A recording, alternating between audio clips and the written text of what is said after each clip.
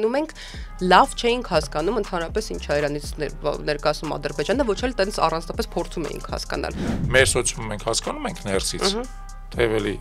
նայածով հասկանում։ Բայց առնվազն պետք է հասկանանք ինչա տեղի ունենում իրանց սոցիումի մեջ։ Շատ ավելի լուրջ է ամեն ինչ, քան մենք ենք պատկերացնում։ Այ մենք, մեր մոտ տարբեր ազգեր են ապրում, ամեն շատ լավ անես, որ այդ հայերը ամեն ինչ հնարել են, հենա տեսեք մենք լավ գոյատևում ենք իրար։ Սրանք պայքարի մեջ են դինամիկ ադրբեջանականությունը եւ թուրքականությունը։ Գիտե պատական չի, որ ղարաբաղցիներն էլ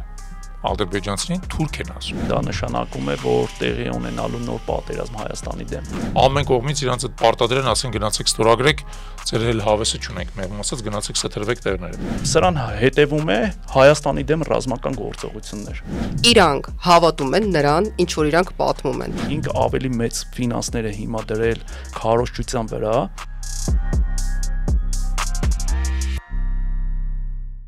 Բարև ձեզ, ես Ավետիք Չալաբյանն եմ, մեր հյուրն է Արևելագետ, գիտությունների թեկնածու Արծուն Տոնյանը եւ այսօր մենք կխոսենք Ադրբեջանի մասին։ Միջև հաղորդումը դիտելը խնդրում ենք բաժանորդագրվեք հայկական գործոնի YouTube-յան ալիքին, Instagram-ին, TikTok-ին, Facebook-ին, այնտեղ որտեղ որ ձեզ հարմար է, ինչպես նաեւ հավանեք այս հաղորդումը դա մեզ կօգնի ավելի լավ տարածել այն։ Շնորհակալություն։ Ես ունեմ տպավորություն, որ մինչև 2020 թվականը ու 2020 թվականից հետո իհարկե ոչ մասնագետների մոտ բնականաբար, բայց հանրության մոտեցումը Ադրբեջանին ճանաչելուն էապես փոխվել է, որովհետև ինձ թվում է մինչև 2020 թվականը մենք միգուցե այդքան չէինք խորանում, հետո ինչ-որ տես միֆեր կային, որ սրանք, չգիտեմ, սենց են, նենց են, ու մենք լավ չէինք հասկանում ընդհանրապես ինչ է իրանից ներկայացնում Ադրբեջանը, ոչ էլ տենց առանձնապես փորձում էինք հասկանալ։ Ու ինձ թվում է, որ 2020 թվականից հետո կարծում Թուրքիայի վերաբերյալ էլ կարելի է նման բան ասել, բայց ընդհանուր առմամբ այդ հարևաններին եւ հատկապես Ադրբեջանն ավելի լավ ճանաչելու այդ միտումը շատ զգացվում է ինձ թվում է, եւ այդ ակադեմիական գիտելիքի նկատմամբ, հետաքրքիր լավ ճիշտ գիտելիքի նկատմամբ ուշադրությունը եւ հետաքրքրությունը կարծում եմ բարձրացել։ Դու ես տենց տպավորություն որպես մասնագետ։ Կա նմանատիպ տպավորություն, բայց ես օրինակ կբաժանեի երկու փուլի 2020-ից հետո մինչև 25 թիվը մենք հիմա 25 թվականն ենք ու նաև իմ անձնական փորձառությամբ եթե ես փորձեմ պատասխանել այս հարցին ոչ թե որպես մասնագետ այլ նաև որպես լրատվություն սպառող քաղաքացի ինֆորմացիա սպառող քաղաքացի ինքը եղել է շոկային շրջան 2020-ի վերջից մինչև 22-ի կեսեր գուցե 22-ն ամբողջությամբ երբ որ ընդհանրապես ցանկություն չկար կարտալ որևէ տեղեկատվություն այդ երկրից բացել իրենց լրատվական կայքերը կամ հետևել իրենց մոտ կարծիք ձևավորողներին եւ հետո ինքը անցնում է շոկային շրջանը 23 թվականից սկսում է նոր փուլ ճանաչելու եւ ավելի խորքային ճանաչելու գուցե 23-ից 23-ի կեսերից գոնե իմ անձնական փորձառությունը ու կարծում եմ շատերի մոտ է դա այդ կերպ եղել, որովհետև օրինակ իմ շրջապատում կային մարդիկ, ում հետ ես քննարկել եմ այս հարցը ու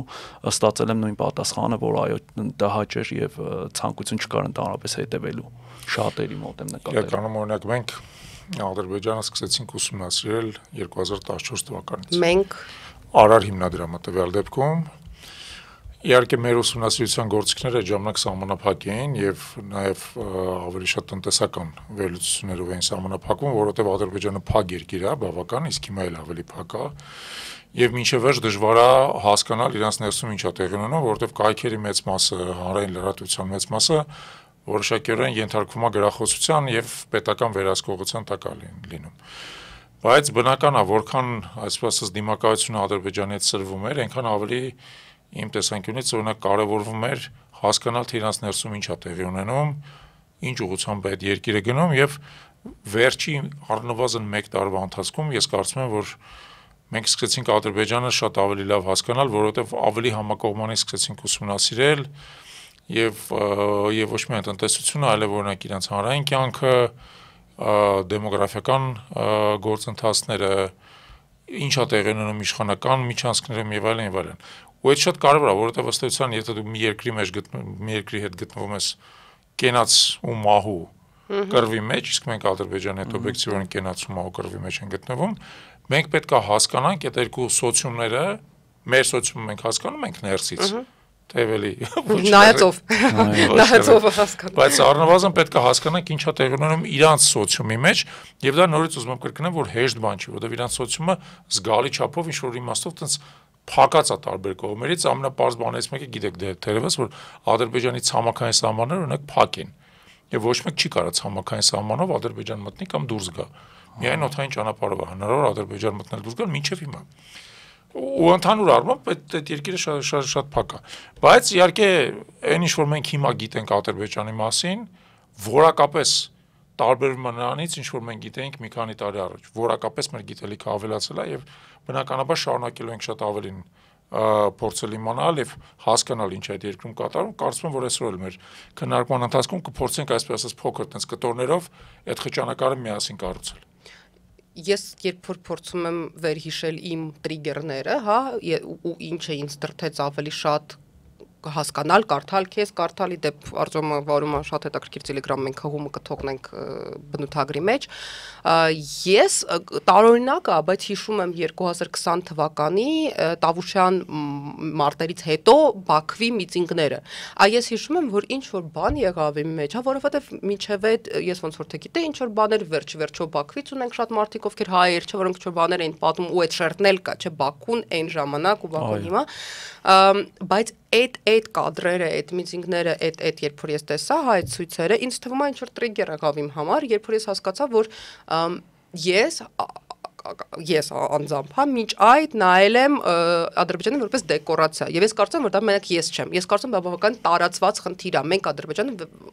մենք հանրությունը անցալեր ենք որպես դեկորացիա, որը մեր կողքը կա, որպես գիլդին, հա, որպես գիլդին, որը մեր կողքը կա, որպես կներեք իհարկե ոչխարներ եւ այլն, այդ ամեն ինչը, որը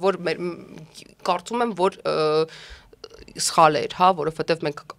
3D-ով չենք նայել, էլի, այսպես ասած, մենք բաց թողեցինք առանցքային։ Հիմա եթե տենց գնանք, հա, եթե ես օրինակ քեզ որպես մասնակից արդեն ինչն է ամենակարևոր մի քանի հատ բանը, հա, որ հայ մարդը պիտի հասկանա Ադրբեջանի մասին։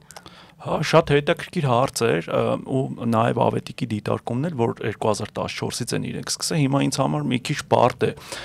խոսել որպես քաղաքացի, թե որպես մասնագետ, որովհետև օրինակ արևելագետների համար շատ տարօրինակ է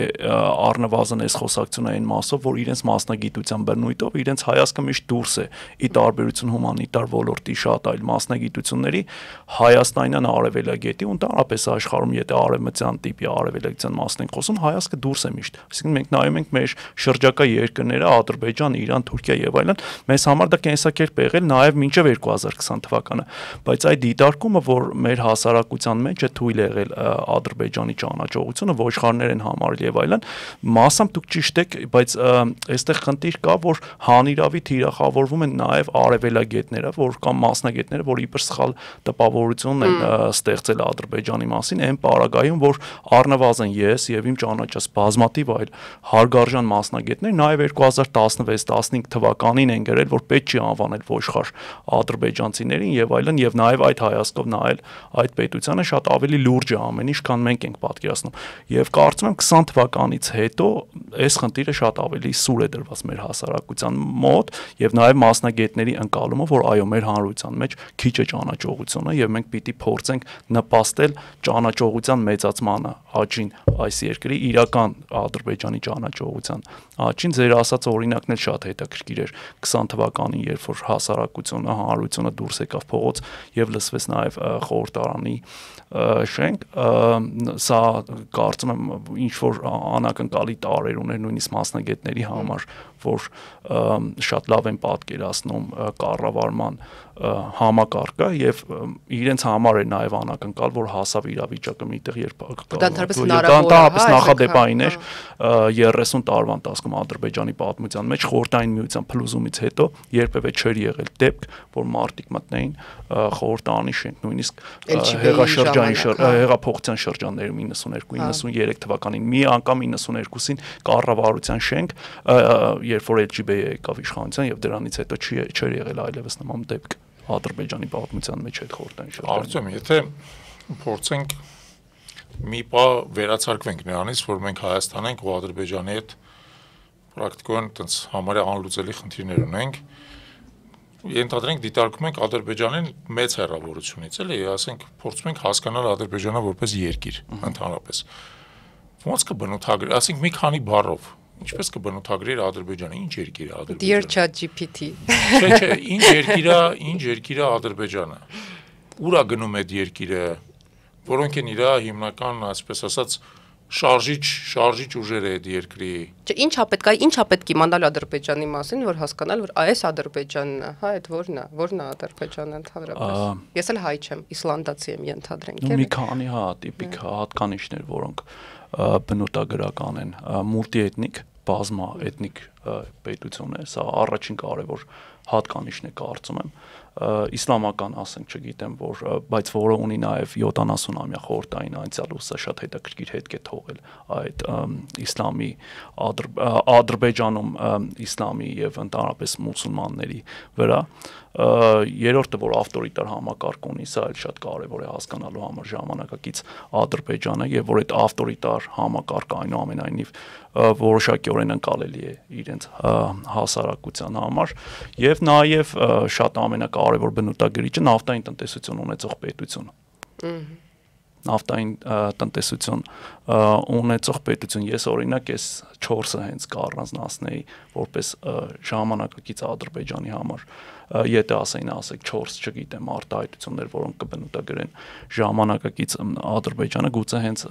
սրանք առանձնացնել եւ նաեւ պետություն որտեղ ավարտին չի հասել կամ ինչ որ որոշակիորեն չի բյուրեղացել ինքնության հետ կապված Բայց արդյոք չի բյուրեղացել ինձ թվում է վերջին ես տպավորություն ունեմ որ հենց վերջին տարիները Ադրբեջանի ազգաշինության տեսանկյունից շատ կրիտիկական են եղել եւ եթե մինչեւ այդ բյուրեղացումը չկար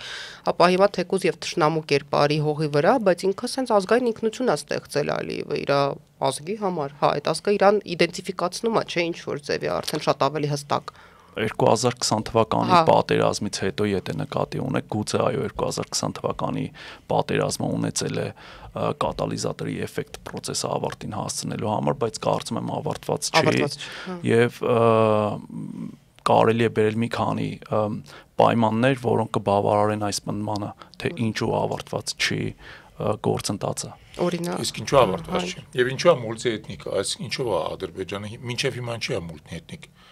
Եթե ասեիր որ 100 տարի առաջ կոմունիստ 50 տարի առաջ ես կհամաձայնվեի դրան, բայց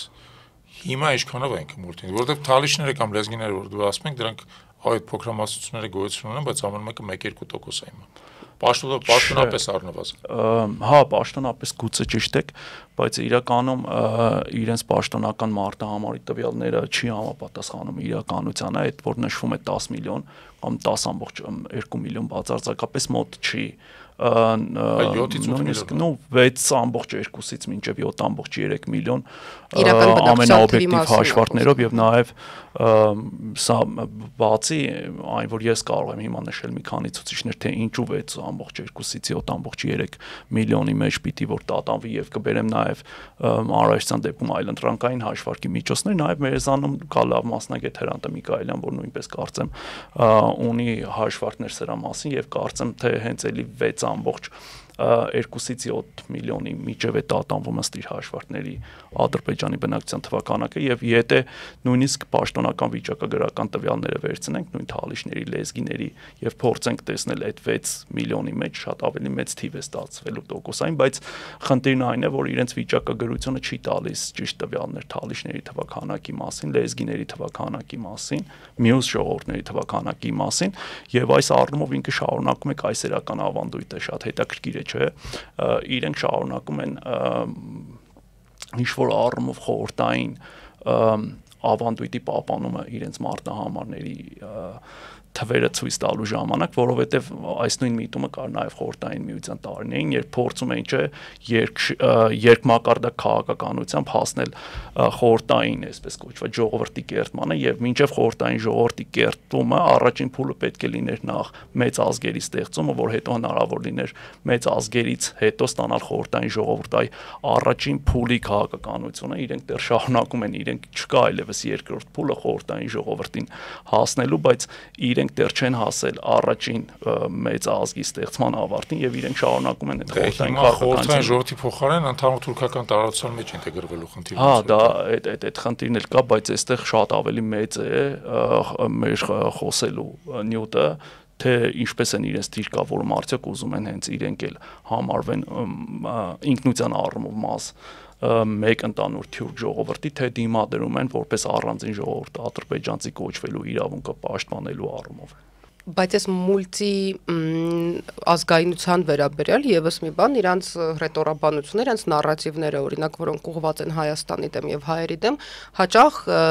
իրանց մեջ պարունակում են այդ իրանց ակնարկը, որ ի տարբերություն Հայաստանի, որը ինչպես իրենք են ասում ֆաշիստական եւ մոնոէթնիկ պետությունը, այ մենք մեր մոտ տարբեր ազգեր են ապրում, ամեն շատ լավ անեն, որ այդ հայերը ամեն ինչ հնարել են, հենա տեսեք մենք լավ գոյատևում ենք իրար հետ, էլ խնդիր չկա։ Իրանք այդ օգտագործում են որպես ինչ որ խաղաքարտեր։ Շատ ճիշտ եք նկատում, իրենք նույնիսկ 2016-ը հայտարարեցին, ես հիշում եմ մուլտիկուլտուրալիզմի կամ բազմամշակութայնության տարի, հայտարարելով, որ Ադրբեջանում ապրում են տարատեսակ ժողովուրդներ եւ այլն, եւ իրենք սա քարոզում էին որպես բազմամշակութայնության օրինակ Ադրբեջանը մուլտիկուլտուրալիզմի։ Հա, այս խնդիրը շատ ճիշտ է, իրենք կարողանում են օգտագործել եւ ադրբեջանականությունը որպես գաղափարախոսություն ներկայացնում են որպես քաղաքացիական գաղափարախոսություն եւ բազմամշակութայնությունը խրախուսող այն պարագայում, երբ մենք գործ ունենք քողարկված ազգայնականության գաղափարախոսության հետ։ Արծո, բայց իրականում արի մի հատ վերցնենք հենց այդ միտքը, էլի քո վերջի փորձենք մի քիչ էլի իրան բացահայտենք։ Ադրբեջանականությունը ի՞նչ է։ Ինչ է ժամանակակից ադրբեջանականությունը, որովհետեւ ակնհայտորեն ինքը այտենց շատ խոր անցել գնացող բաներ չունի, արմատներ չունի, տարբերություն հայկականության, հա, որը խոր անցել է գնում, ասենք բեզբիտուն է արձանագրությունը 2600 տարեկան առնվազն, էլ չեմ ասում խորենացու պատմության մասին, որը ազդել է մեր այսօրվա ազգի ընկալման վրա, չկարևոր է։ Հիմա ադրբեջանականությունը ինչ է քո կարծիքով, եթե դու ենթադրում եմ հիմա խորքային փորձում ես դա ուսումնասիրես, ու դա ինչ-որ մի հատ բան է, որ արագ էվոլյուցիա է ապրում, էլի, ինչ է այս բանը։ Հա, շատ հետաքրքիր հարց է, այսինքն եթե մի կողմ թողնենք չծանրաբեռնելու համար նաև մեր ունկնդիրներին, երբ է առաջին անգամ հիշատակվում ընդհանրապես այս տերմինը եւ այլն, ինքը հանդիպում է առաջին անգամ Ռասուլզադեի տեքստերում, առաջին հանրապետության հիմնադրի, բայց այլ իմաստով, այսինքն այն իմաստով, որ հանդիպում էինք Ռասուլզադեի մոտ երկու բան կարելի է թարգմանել, դա մեկը հենց ոչնչով չի տարբերվում պանթյուրքիզմից, այն իմաստով, որ հանդիպում է, երկրորդ իմաստը ժողովրդավարության հետ է նաև ինքը կապում ադրբեջանականությունը Ռասուլզադեն, բայց կանք հիմնական այսօրվա ժամանակակից ադրբեջանի ադրբեջանականությունը դա հայացք է, ռուսական հայացք է, մաքուր ռուսական հայացք է, ինքնության ադրբեջանցիների համար նոր ինքնություն ստեղծելու ռուսական պրոյեկտ է եղել եւ 1930-ականների մեջ պիտի տեսնել սրա ստեղծումը, երբ որ փորձում են ինքնուտենական ինժեներիայի միջոցով ստեղծել նոր ժողովուրդ, որը չի համարի իրեն թուրք, չի անվանի իրեն թուրք, իր լեզուն չի անվանի թուրքերեն եւ կհամարի իրեն որպես այլ ժողովուրդ թուրքերից տարբերվող այլ ժողովուրդ, դա խորհրդային ծրագիր է եւ խորհրդային քաղաքականության հետևանք է կամ խորհրդային քաղաքականության արդյունք է ադրբեջանականությունը որպես հակադրություն թուրքականության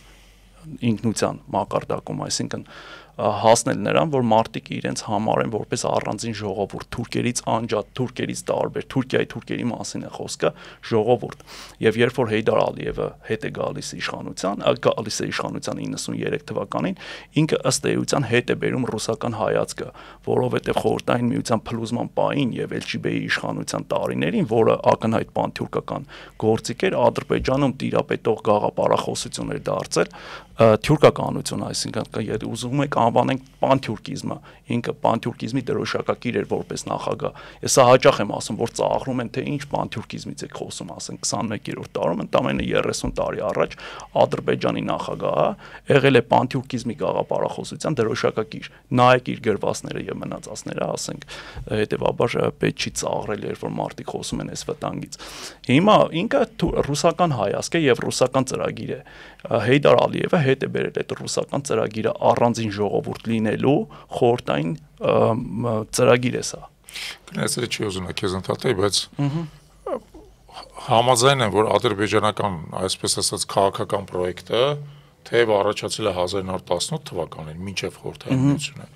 բայց հիմնական, այսպես ասած, իր ձևը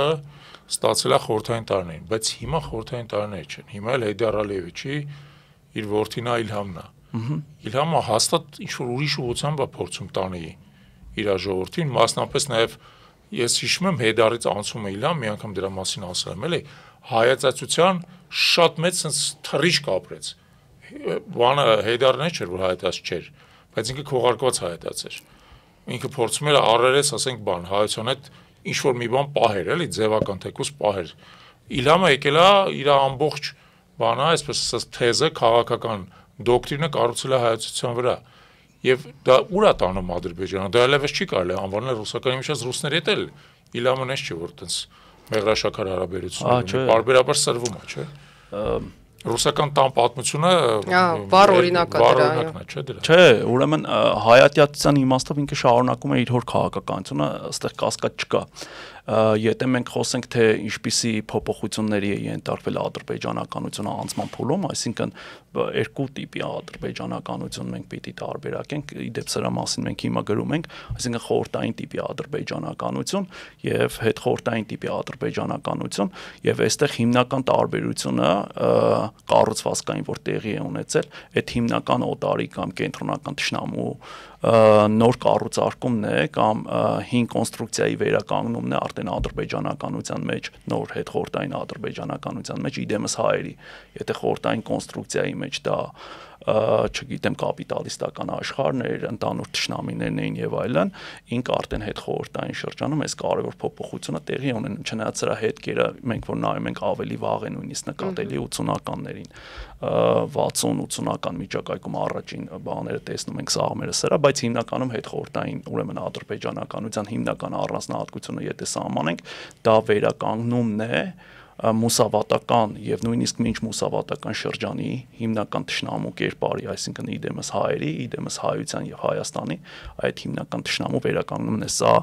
Հեյդար Ալիևի քաղաքականության արդյունքն է եւ այդ գաղափարախոսությունը որպես պետական ազգային պետական գաղափարախոսություն հրճակելիս արդեն արված էր սա, բայց ինչ է անում Իլհամ Ալիևը, սա ճիշտ հարցադրում է եւ պիտի խնդրայնացվի, շատ կարեւոր է, արդյոք ինքը համերաշխ է այս գաղափարախոսության այդ ամբողջությամբ, թե այլ քաղաքականություն է վարում գաղափարախոսական առումով, թվում է, ասենք տեքստի առումով ինքը հա կրկնում է, որ մենք հետևում ենք այս գաղափարախոսությանը, բայց օրինակ կան մասնագետներ, թե Թուրքիայում, թե Արևմուտքում, որ համարում են, որ ինքը զբաղված է միքսացիայով, այսինքն թուրքականության եւ ադրբեջանականության միքսացիայով փորձում է ստանալ մեկ ընդանուր բան, որտեղ սրանք ոչ թե պայքարի մեջ կլինեն, համարում են կա հետազոտողների մի խումբ, որ համարում է, որ սրանք պայքարի մեջ են դինամիկ ադրբեջանականությունը եւ թուրքականությունը, եւ կա մի խումբ, որը համարում է, որ Իլհամ Ալիևը զբաղված է հիբրիդիզացիայով սրանց կամ միքսացիայով երկու գաղափարախոսությունների, ելի բերում են իրենց պնդումները, թե ինչն է հիմք տալիս նման ենթադրություն։ Արտем ջան, դու ասացիր, որ ոնց որ պետք էր Ադրբեջանը որպես ռուսական պրոյեկտ առանձնացնել Թուրքերից, հա, բայց ես այստեղ միանգամից մոտ հարց ցակեց։ Խորհրդային պրոյեկտ։ Միանգամից հարց ցակեց, երբ որ ես նայում եմ ռուսական կայսրության մարդահամարը կամ երբ ես նայում եմ հայկական թերթերը ռուսական կայսրության եւ առաջին հանրապետության ժամանակաշրջանի, ես տեսնում եմ, որ իրանք այստեղ իրենց թաթար են անվանում, այսինքն նույնիսկ մարդահամարի մեջ, ասենք մեկ-մեկ գրում են մահմեդական, մեկ-մեկ գրում են թաթար, բայց ես չեմ տեսել, որ իրանք իրենց թուրք համարել են այն ժամանակ, թե թաթար ու որն է այդ դրա տարբերությունն ու նույնությունը, էլի, ասենք այդպես թաթարը դա ռուսական տերմին է, ռուսներն են անվանում իրենց թաթար կամ կովկասյան թաթար, բայց իրենց թաթար չեն անվանում, իրենց թուրք էին անվանում։ Այն ժամանակ թուրք էին սահմանադրությունը խորհրդային, այո, իրենց անվանում էին թուրք եւ իրենց լեզուն անվանում էին թուրքերեն, թուրքի։ Իրենց չէին անվանում թաթար։ Իսկ հայերը էլի թուրք էին ասում այն ժամանակ։ Հայերը այո, սովորաբար եթե նայեք 19-րդ դարի վերջի եւ նույնիսկ 20-ի առաջին քարտի մեր մամուլը եւ հատկապես արևելյան Հայաստանում ստեղծագործած հեղինակներին, քաղաքական գործիչներին, իրենք թուրք անվանում են Ադրբեջանի բնակչությանը, Նրանց օսմանցի, տաջիկ կամ օսմանցի, այսինքն թուրք, երբ որ թուրք ասում էին նկատի ունեին ոչ թե օսմանյան կայսրության բնակչությանը, այլ Ադրբեջանի բնակչությանը մեծամասամբ, որովհետև օրինակ նույն Երևանցկի Իզվեստյան, որը ես շատ սիրում եմ կարդալ, ամբողջությամբ կարդալ եմ, այնտեղ շատ հաճախ ասում թաթար ինքը իրենց մասին, հենց խմբագիրը կոլումնիստը, ու դա ինձ միշտ տարօրինակ էր, որովհետև մենք միշտ ասում ենք թուրք, բոլորին են կողմես կողմ թուրք։ Մի կարևոր ցուցիչ կա, եթե դուք տեսնեք տեքստում նույն նախադասության մեջ գործածված է օրինակ մեր պայքարներ տաջիկների եւ թուրքերի դեմ, իրենք նկատի ունեն տաջիկների տակ օսմանյան բնակչությանը, թուրքերի տակ մեր պատկերացրած այսօրվա ադրբեջանցիներին, օրինակ նայեք Աբրահամ Գյուլխանդայնյանի մոտ դա սիրուն է երևում։ Հա, երևում է այդ։ Եթե պատական չի որ արաբացիներն էլ ադրբեջանցիներին թուրք են ասում։ Թուրք։ Միշտ թուրք են ասում, թուրք։ Այսինքն այդ թուրք տերմինը բաներ ու հիշում ես մենք նախորդ քննարկումների ժամանակ խոսում ենք նրա մասին, որ թուրքը օսմանյան կայսրության ներսում այդ օսմանցին չէր որպես դա գյուղացիներ, այո, այդ մահմեդական գյուղացիներ, իսկ ադրբեջանցիների մեծ մասը հենց այդ մահմեդական գյուղացիներ են, ընդհանրապես քաղաքներում չէին ապրում, նրանք Կոստանդնուպոլից չունեին, Բաքուն այդ ընդհանրապես 19-րդ դարում առաջացել որպես նավթային բան ավան սկզբից, հետո աստիճանաբար հարստության հաշվին աճել է։ Բայց ես վերադառնամ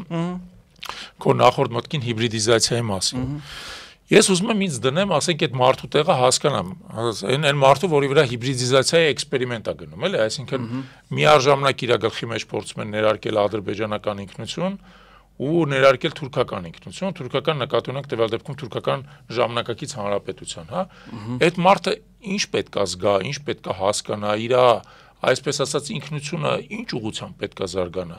Այդ հիբրիդը ինչ է, կարանք փորձենք մի հատ բան անենք, էլի մի քիչ բացատրենք այդ հիբրիդը ինչ է։ Շատ բարդ է իրականում սա հասկանալը, որովհետև նույնիսկ հետազոտողների համար է խնդրահարույց, բայց մոտավորապես, հա, եթե փորձենք ես գոնե կարող եմ տեսնել խնդիրները բնակչության տեսակետից, ընկալման տեսակետից այն խնդիրները, որ տեսեք ամենակարևոր ու առարկայական բանը գալիս է այն սահմանումից, երբ որ Հեյդար Ալիևը ասեց մի ազգ, երկու պետություն, այսինքն ինքը բերելով խորհրդային կոնցեպտը այնուամենայնիվ անում է հայտարարություն, որը դառնում է շատ բան գլխի մեջ մեղվող, որովհետև անընդհատ կրկնվում է եւ մարդու ինքնության վրա ազդող ասում է մենք մեկ ազգ ենք, չէ, մեկ ժողովուրդ ենք, չէ, մեկ ազգ ենք, երկու ժողովուրդ չի ասում է մեկ ազգ, երկու պետություն։ Ուրեմն սա արդեն իսկ ստեղծում է բան վերադարձ դեպի մինչ խորհրդային շրջան, երբ որ իրենց մարդիկ զգում էին թուրք, բայց ինքը դա չի անում պատական, ինքը դա հասկանում է եւ ուրեմն այս հայտարարությունը եւ ընդհանրապես նաեւ իր դիրքորոշումը մասամբ պայմանավորված էր Թուրքիային որպես հեռանկարում ռազմական դաշնակից տեսնելու հեռանկարով եւ հենց նաեւ դրա համար էր ինքը անընդհատ ու պարբերաբար այս հայտարարություններն անում եւ Հեյդարը եւ հետո նաեւ որդին Իլհամը, այսինքն իրենք ես փորձեմ հիմա առանձնացնել մակարդակների,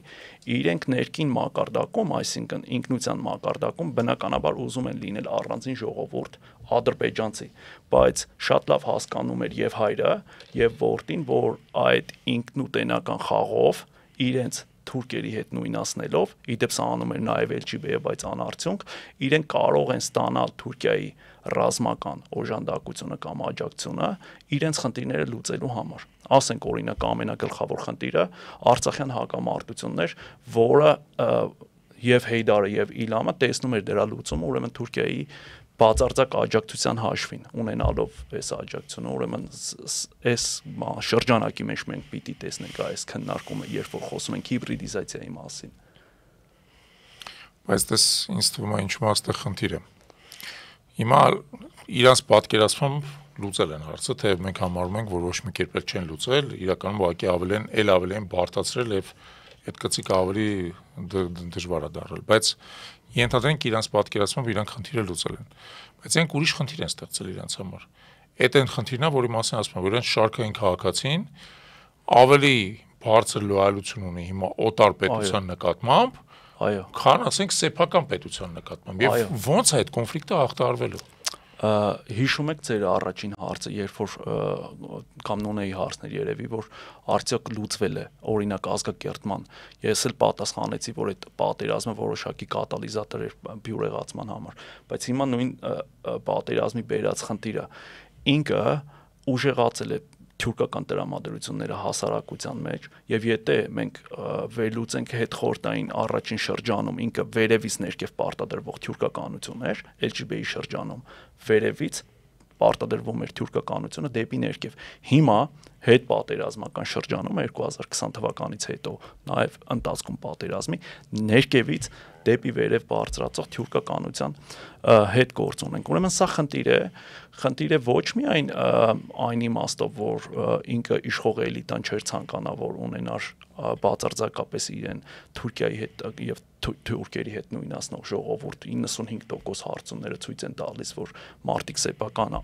դրոշը համարում Թուրքիայի դրոշը։ Մենք մեր հոդվածներից մեկում Հովսեփյան Լևոնի հետ նշել ենք այդ արդյունքները սոցիոլոգիական հարցումների, որ 95%-ը անվանել է հարցվածների Թուրքիայի դրոշը որպես իր համար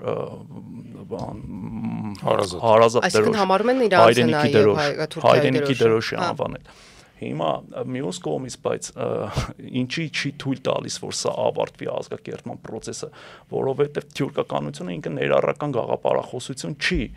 երբ որ մենք ասում ենք մուլտիէթնիկ բազմաէթնիկ պետություն, ուրեմն այդ բազմաէթնիկության իմաստով ինքը ներառական գաղափարախոսություն չի թուրքականությունը։ Թալիշին կամ լեզգին կարողացել են համոզել, որ մենք կիսում ենք նույն տարածքը եւ հետեւաբար նույն մշակույթը տվյալ տարածքի եւ ադրբեջանցի ենք մի կերպ, բայց էլի չեն ընդունում, ասում են մենք թալիշ ենք, բայց դուք ինքը իշխող էլիտան չի կարող համոզել Թալիշին, որ դուք թուրք, ասենք մենք թուրք ենք, որովհետև ինքը իրանական ադրբեջանցին հələ գոնե մի քիչ երկրով իդենտիֆիկացվում է։ Կարող ես դա անել, երբ որ արդեն չունես մուլտիէթնիկ հանրություն, բազմաէթնիկ հասարակություն, գուցե այդ պարագայում, ասենք, չգիտեմ, այլ խնդիրներ լուծելու լինես, բայց այս առումով ինքը ընդհանրապես բան չի։ Արտոմ, իսկ ընդհանուր առմամբ ինչքանով են թալիշների ու լեզգիների ձայները լսել, այսինքն ես հասկանում եմ, որ այտենց լսող առանձնապես լսելու ցանկություն չկա, բայց ես ուզում եմ հասկանամ որքանով են իրանք դիտարկվում որպես միգուցե վտանգ, հա, իշխող ռեժիմի համար եւ իրաց պետքա, այսպես ասած, կապսուլայի մեջ պահել, հա, ինչ որ ձևի։ Հա, ուրեմն փորձենք նայել թե ինչ քաղաքականություն է վարում ընդհանրապես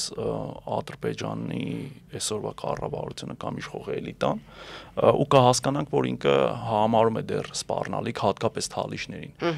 Ես ուրեմն մի ուսումնասիրության նախնական արդյունքներով կիսվեմ ձեզ հետ, ուրեմն ինքը համացանցը, ընդհանրապես ցանց հասկացությունը անվտանգայնացված է այսօրվա Ադրբեջանում եւ ուրեմն քաղաքականությունը, որ Ալիևի ռեժիմը վարում է իր քաղաքական ընդդիմադիրների նկատմամբ նույնն է այն քաղաքականության հետ, որ ինքը վարում է էթնիկների ներկայացուցիչների, այդ թվում նաև թալիշների նկատմամբ։ Նկատի ունեմ համացանցում ակտիվ անձանց հետապնդումը նույնիսկ երկրի տարածքից դուրս, հատուկ ծառայությունների միջոցով տվյալ անձանց առևանգումը եւ վերադարձը Ադրբեջան, իր քաղաքական ընդդիմադիրների նկատմամբ նույնն է, ինչ քաղաքականություն, որ վարվում է նույն կերպ նաև թալիշների նկատմամբ։ Սա ուրեմն թույլ է տալիս մեզ համարձակ ենթադրություն կատարելու, որ ինքը անվտանգայնացված է խնդիրը, թալիշական խնդիրը, հատկապես թալիշական խնդիրը, եւ որպես սպառնալիք նույն մակարդակի վրա է դրված գործող ռեժիմի համար, ինչ քաղաքական ընդդիմադիրների սպառնալիքն է իր իշխանության ոնց են Ես հիմա ասենք, եթե մենք кейսերով փորձենք վերլուծել, մոտավորապես հավասար են кейսերը թվականակների իմաստով, թե քանի թալիշ է առևանգվել արտասահմանում, վերադարձվել Բաքու, սպանվել բանտերում, մի մասը շարունակում է մնալ բանտերում, մի մասը նույնիսկ սպանվել է, եւ եթե համեմատենք թվականակներով իր քաղաքական ընդդիմադիրների հետ, ստացվում է նույն թվականակը, ընդ որում առաջադրված մեղադրանքները, եթե քաղաքական ընդդիմադիրների դեպքում ասենք, չգիտեմ, սեփական ընտանիքին վիրավորելու արտահայտություններ եւ այլն թմրանյութերի տարատեսակ բաներ են մեղադրանքներ, կեղծ մեղադրանքներ առաջարկում, թալիշների պարագայում առաջադրվող մեղադրանքը բախումների հրահրում անջատողականության քաղաք։ Վերջին բանը ուղղակի որպեսզի հասկանալի լինի, բայց այդ թալիշները ազգայնական թալիշներ են, ես ճիշտ եմ հասկանում։ Թալիշական ազգային շարժման մասնակիցների մասնախոսքը, տարբեր թևեր ունենք, ասենք, չգիտեմ, թալիշական ազգային շարժման մեջ կան, չգիտեմ, օրինակ անկախ հանրապետության կողմնակիցներ, ինքնավարության կողմնակիցներ, սահմանադրությունը կարմիր գիծ հռչակողներ, բայց բոլոր ուրեմն այդ ուժերը համախմբված են մեկ ընդանուր գաղափարի կամ շարժման մեջ, որը կոչվում է թալիշական ազգային շարժման։ Այս շարժման մասնակիցների մասին է, նույնիսկ մարդիկ, ովքեր չեն մասնակցում շարժմանը, ընդամենը զբաղված են գիտությամբ, չգիտեմ, բայց իրենք անվտանգայնացված են, ընկալվում են որպես սպառնալիք։ Արձում, հիմա մի հատ փորձենք հասկանանք այս ամենից ինչ այլ է հետևում։ Տես կա ընդհանուր տես թուրքացման տրենդ բանի մեջ, հա, հասարակության ներսից, ներքևից վերև ոնց որ դու ասացիր, մասամբ նաև վերևից ներքև, թեև վերևից ներքև իմ ավելի թույլ է, որովհետև վերևները սկսել են զգալ, որ դա իրանց համար վտանգ է, հա։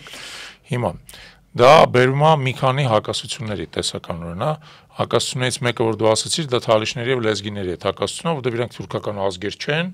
իրանք միավորված էին ընդհանուր տարածքով, ընդհանուր ազգային, ընդհանուր այսպես ասած պետությամբ, բայց նույն տարածքում գործող նույն պետությամբ, բայց եթե տեղի ունենում թուրքացում ու այն թուրքացումը ընդգծված է, իրանք հետ տեղի ունենալու որոշակի բան, անտագոնիզացիա սրում է, այդ մեկ, երկրորդը, ադրբեջանական գիտակցության մեջ բնականաբար նստած է նաև Ռուսաստանի հետ կապը ու ադրբեջանցիների մի մասը մանանդ Բաքվում ապրող ավելի շատ տենց ռուսական կողմնորոշում ունեն։ Դա երկրորդ ոնց որ հնարավոր ուղղությունն է բանի, հա, ճեղքվածքի եւ դիմակայության։ Երրորդը ադրբեջանցիների մեջ կրոնական սեգմենտ կա, շիա, որը ավելի շատ կողմնորոշված է դեպի Իրան։ Հենց իրանք ադրբեջանցիները, բայց որոնք շիա են ու ասենք օրթոդոքսալ բան ունեն, հա, կրոնական պատկանելություն ունեն։ Հիմա փաստորեն այդ բոլոր, այսպես ասած, ուղղությունները ինչ որ իմաստով մինչև հիմա Ալիևը կարողացել է սանձահարված պահել, հա, որովհետև ունեցել է հաղթողի հետ, այսպես ասած, աուռան է ունեցել, ֆինանսական մեծ միջոցներ է ունեցել, անվտանգային ապարատ է ունեցել, որը շատ հզոր է եղել եւ այլն։ Էլիտաներն են Իրանը։ Էլիտաները բնականաբար իր գրպանում են, քան ինքը վերահսկում է նավթային ու գազային խողովակները եւ այլն։ Բայց այդ բոլորը միասին, հիմա մանավանդ որ նավթն էլ գազն էլ աշճանաբար ցամաքում են։ Ինչքան է կարողանալու Ալիևը այդ ամեն ինչը պահի, էլի, որովհետեւ իսկականից հեշտ չի։ Դրանք տարբեր ոնց որ բաներ են։ Երբ վերջը։ Չէ, լավ, ինչքան է կարողանալու պահել։ Տխուր պատասխան եմ տալու ձեր այս հարցին, որովհետեւ հեռանկարում այն ինչ դուք եք նկարագրում մոտավորապես, այսինքն որ կարող ենք մի օր փլուզվել եւ այլն,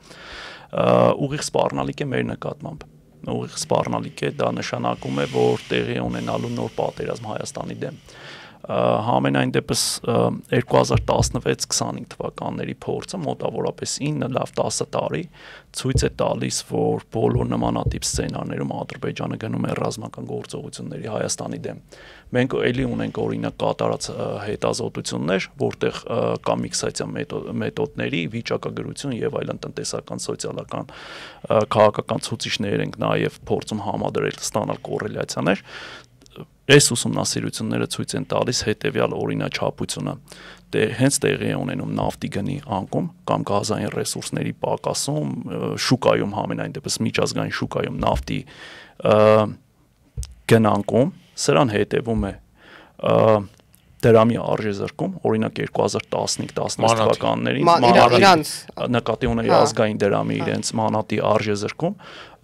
իսկ 15-16 թվականին օրինակ համեմատության համար կրկնակի դեվալվացիա տեղի ունեցավ։ Սրան հետևում են սոցիալական ցույցեր, փունտեր, ընդ որում ապակենտրոն, որովհետև Բաքվում շատ ուժեղ է վերահսկողությունը, սովորաբար սոցիալական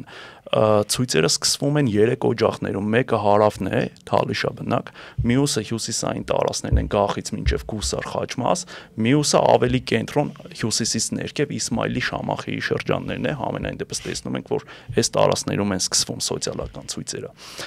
սոցիալական բունտերը, հաճախ սոցիալական բունտը կարող է վերածվել ընթացքից էթնիկական ինչ-որ շարժման, օրինակ 2012-ի մարտին Ղուբայում տեսել ենք, որ սոցիալական բունտը վերածվել է էթնիկականի, երբ որ ընդ որում էլի նախադեպային է սա, տանկեր են մտցվել քաղաքը։ տանկեր են մծվել Ղուբա 2012 թվականին։ Ուրեմն ինչ է տեղի ունենում, սրան հետևում է Հայաստանի դեմ ռազմական գործողություններ։ Հայաստանի դեմ հռետորաբան միշտ գործողություն, թե երբեմն հռետորաբան, միշտ պատերազմ։ 16-ին տեղի է ունեցել պատերազմ, 20-ին տեղի է ունեցել պատերազմ, ռազմական գործողություններ։ Հա, որովհետև չէ մի քանի հատ է դրվագներ, այսինքն չգիտեմ, ակնհայտ սերունդներ, այնպիսի սերունդ, որ կարողանա հանրության կամ հասարակության ուշադրությունը շեղել դեպի պատերազմ, շահել ժամանակ հաղթահարելու համար ստեղծված այդ իրավիճակը 16-ի փորձը նույնն է, 2020-ի փորձը նույնն է, նորից նավթի գնի անկման հետ գործ ունենք եւ ճգնաժամային իրավիճակի կոവിഡ്ով պայմանավորված, սա էլ պետական ճգնաժամ է։ Ինչ տարբերություն սոցիալական ցույցի ժամանակ էլ մենք գործ ունենք ճգնաժամային իրավիճակի հետ, կոവിഡ്ի ժամանակ էլ գործ ունենք կառավարման ճգնաժամի հետ։ Ինքը գնացել է ամեն դեպքում պատերազմի, բայց ավելի վատ բան է տեղի ունենում, ուրեմն երբ որ մենք ֆիքսում ենք, որ Ադրբեջանում քաղաքական համակարգի կայունության համար ապակայունացման շրջանում անհրաժեշտ է պատերազմ, այսինքն երբ որ ինքը արդեն ունի դրա փորձառությունը եւ մենք էլ ունենք մեր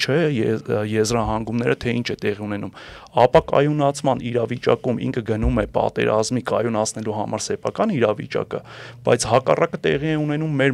մոտ ապակայունացման շրջանը հետևում է պատերազմին, իրենց մոտ նախորդում է պատերազմին եւ ինքը բերում է պատերազմ, մեր մոտ հետևում է պատերազմին ապակայունացման շրջանը քաղաքական։ Նայեք 2016-ի ապրիլին տեղի է ունեցել պատերազմ, անմիջապես պատերազմից հետո Հայաստանում տեղի է ունեցել քաղաքական ապակայունացում, Սասնա ծռերը,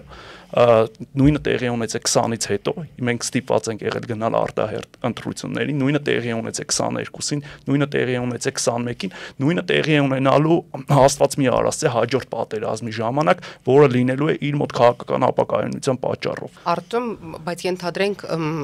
այն ինչ որ ինքը փորձում էր փոխել, հա, դզել այսպես ասած այդ ռազմական ինչ որ գործողություններով, ես հասկանում եմ իրանք այլ դրվագներին, բայց եթե տեղի ունենա այնպիսի փլուզում որոշ ինստիտուտների եւ ուղիների, որոնց մասին ավետիքներ, հա, խոսում, այսինքն դա շատ ավելի մեծ կոլապս է, չէ, Ադրբեջանի համար, քան այն ինչ որ ինքը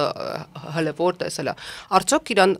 հնարավոր կլինի իր համար դրանից հետո մի հատ էլ վերագտնել իրան, հա, ու ոտքի կանգնել, չէ, որ ռազմականացումը եւս մեծ ռեսուրսների հետ է կապված, էլի։ Դե հա, միշտ կանխատեսելի է սովորաբար ավտորիտար ռեժիմների փլուզումները կանխատեսելի են զուտ իրադարձության լինելիության առումով, այս երբ դա տեղի կունենա, բարդ է ասել, բայց այո, կա այդ վտանգը, որ կարող է ինքը փլուզվել եւ ընդհանուր առմամբ այդ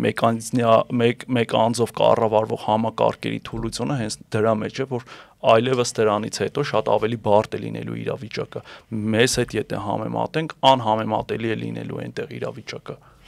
Արի մի հատ քո ասածը փորձենք մոդելավորենք, էլի հիմա։ Լրիվ համաձայն եմ քո այն դիտարկմանը, որ մինչև հիմա ամեն անգամ ներքին տնտեսական եւ սոցիալական խնդիրները իրանք փորձել են արտապատկերեն Հայաստանի հետ հարաբերությունների հարթության մեջ, որպեսզի կարողանան շեղեն իրանց հասարակության։ Դրանից լրիվ համաձայն եմ, ավելին ասեմ, լրիվ համաձայն եմ նաեւ քո այն դիտարկմանը, որ ապագայում էլ են փորձելու։ Այո, միանշանակ։ Այդտեղից անում եմ մի քանի հետևություն։ Առաջինը, խաղաղության պայմանագիր կոչված իրանց պետք չի։ Եվ իրանք անverջ փորձելու են ձգձգեն այդ խաղաղության պայմանագրի հաստատումը, բացառությամբ եթե այն դեպքի, որ ամեն կողմից իրանց այդ պարտադրեն, ասեն գնացեք ստորագրեք, ձեր էլ հավեսը չունեք, մեղմ ասած գնացեք սթրվեք տեղներդ։ Բայց դրա հավանականությունը ինչքան է, չգիտեմ, բայց իրանք ձգձգելու են դա հիմա էլ ակնհայտ, հա, որովհետև իրանց խաղաղությունը պետք չի, իրանց համար Հայաստանի հետ հարաբերությունները դա այսպես ասած բան է, կլապան է, էլի, որի միջոցով երբ ուզես բացում ես մեջից եղած գոլոշին դուրս է գալ, այլևս կպայթացնի իրանց ներքից։ Այդ մեկ։ Երկրորդը, եթե մենք դա գիտակցում ենք եւ գիտակցում ենք այդ Ադրբեջանի այդ ներքին դինամիկան, որը այս ընթացքում մի քանի անգամ արդեն դրսևորվել է 16 թվականին, դրսևորվել է 20 թվականին, 23 թվականին, այսինքն իրանք պարբերաբար կարիք ունեն Հայաստանի հետ կոնֆլիկտի։ Կարիք ունեն։ Ինչ են անելու, եթե թշնամի չունենան, ինչ են անելու, էլի, այսինքն իրանց ներքին էությունը, իսկ մենք քո հետ արդեն քննարկեցինք, հա, որ իրանք մի քանի խնդրով են, նախ եւ առաջ ունեն անհասկանալի մինչև վերջ ոչ կայունացած ինքնություն, որը պետք է անդադ արհեստականորեն sense կողքից պահել, հա։ Եվ երկրորդ ունեն ավտորիտար համակարգ, ընդ որում այդ ավտորիտարը մի քիչ մեղմ ասած։ իրանք դիկտատուրա ունեն, այդ մենք ունենք ավտորիտար համակարգ։ Իրանք դիկտատուրա ունեն, շատ կոնկրետ։ Մի ընտանիքի դիկտատուրա է, որ արդեն 50 տարի է տևում է։ Նախագահ, փոխնախագահ, հայր, որդի, չգիտեմ այնտեղ։ Այդ երկու բան որ գալու ես այդ ամեն ինչը, դու հասկանում ես հետվել է։ Այդ ձևի համակարգը չի կարող կներեք այդ արտահայտության համար հոմեոստազիսի գալ, այսինքն չի կարող գալ այն վիճակի, երբ որ ինքը ներսից կայունանում է եւ ունի, այսպես ասած, ներդաշնակություն ներքին, չի կարող ինքը գա ներքին ներդաշնակություն։ Ինքը պետք է անդադ կոնֆլիկտ փնտրի։ Կոնֆլիկտը ինքը ում է դա փնտրելու, Ռուսաստանի կամ Իրանի հետ իրատեսական չի, դա շատ վտանգավոր է։ Թուրքմենիայի համար կամ Ղազախստանի, դրանք ծովից են կոմեն մի քիչ արհեստական է։ Մնում են ովքեր Հայաստանն ու Վրաստանը, իդեպ Վրաստանն էլ լրիվ չի անի, որտեղ պարբերաբար Վրաստանը էլ է սրվում իրանց հարաբերությունները, բայց իրենք գիտեն, որ Վրաստանը իրանց հիմնական բանն է, լոգիստիկ, այսպես ասած, միջանցքն է։ Դա համար Վրաստանին ձեռ չեն տալի։ Լուսավորով տնտեսական էքսպանսիայի են ենթարկել են մասերը, որտեղ որ կա այդտեղ էլ ինչ անես։ Այսինքն մնում է Հայաստանը իրանց համար որպես կոնֆլիկտի օբյեկտ, հա։ Հիմա եթե մենք ապրում ենք Հայաստանում, իսկ մենք բնականաբար ապրում ենք Հայաստանում, ինչ հետևություններ պետք է անենք։ Առաջինը մենք պետք է հասկանանք, որ Ադրբեջանը անկախ նրանից Արցախը օկուպացրել է թե չի օկուպացրել, շարունակելու է մեր այդ կոնֆլիկտ որոնել, շարունակելու է, այդ ակնհայտ է, երկրորդը, որը մեզ պետք է հասկանալ։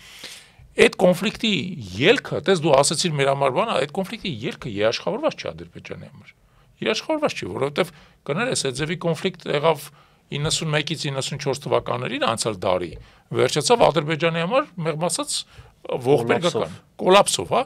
այդ կոնֆլիկտը եղավ 2016 թվականին, վերջացավ, տենց ասենք, ոչ ոքիով իմիջիալից քաղաքական տեսանկյունից Ադրբեջանը մեր հեչել բարենպաստ չէր երկրը։ Բացարձակ, մանավանդ եթե հարտարի գործն էլ վերցնենք, հայտարարության բարենպաստ չէ, այսինքն ռազմական դաշտում ոչ ոքի էր, քաղաքական դաշտում Ալիևի իշխանությունը երերում էր։ Չստացվեց, այդ էր իր բանը, այո։ Հիմա այդ տեսանկյունից Չէ ուզենա ես ընդհանրապես միլիտարիստ որպես հանդես գալ, որովհետև հաստատ միլիտարիստ ես չեմ, բայց ես միշտ մտածում եմ, որ հին հռոմեական ասացվածքը ոչ մեկ էս ընթացքում չի չեղարկել, որ ուզում ես խաղաղություն պատրաստի պատերազմի, եւ եթե գիտակցում ես, որ դիմացին է